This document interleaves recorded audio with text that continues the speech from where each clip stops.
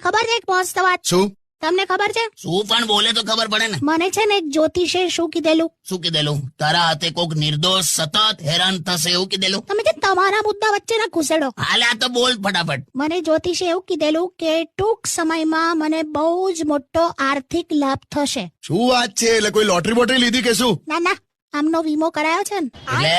એટલે ટૂંક સમયમાં મેં ગુજરી જઈશ એ ટાઈપની તે રજૂઆત કરી? એટલે હું એટલે બીન બેગ જેવી? અરે એવું નહીં, પણ હવે બીજું કઈ આર્થિક લાભમાં દેખાતું નથી એટલે. લા કઈ ટાઈપનું વિચારે છે જો મારા માટે? હસીશ ના. પણ મને સાચે એક બાબાએ એવું કીધેલું કે ભગવાન તને એટલું આપશે ને કે તારાથી સચવાય પણ નહીં. એ તને તારા વજનનું કીધું હશે.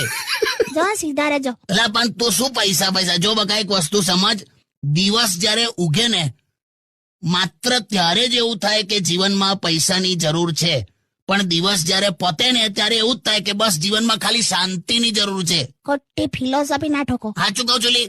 પણ તોય આ તારી વાતો સાંભળીને મારે પરણેલા પુરુષને એટલું જ કહેવું છે કે મિત્રો, સુખી રહેવું હોય ને તો પોતાના પર્સનું મોઢું ખુલ્લું રાખો અને પોતાનું મોઢું બંધ રાખો. વાહ, ક્યા બાત હે. હા ભાઈ, હા હો ખાબોચિયાની હિપોપોટેમસ.